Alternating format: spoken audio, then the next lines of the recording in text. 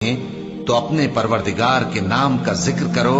اور ہر طرف سے بے تعلق ہو کر اسی کی طرف متوجہ ہو جاؤ۔ وہی مشرق اور مغرب کا مالک ہے، اس کے سوا کوئی معبود نہیں، تو اسی کو اپنا کارساز بناؤ۔ اور جو دل آزار باتیں یہ لوگ کہتے ہیں ان کو سہتے رہو اور خوبصورتی سے ان سے کنارہ کش رہو، اور مجھے ان جھٹلانے والوں سے جو دولت مند ہیں سمجھ لینے دو اور ان کو تھوڑی سی مہلت دے دو۔ کچھ شک نہیں کہ ہمارے پاس بیڑیاں ہیں اور بڑی زبردست آگ ہے، اور گلے میں اٹکنے والا کھانا ہے اور درد دینے والا عذاب ہے۔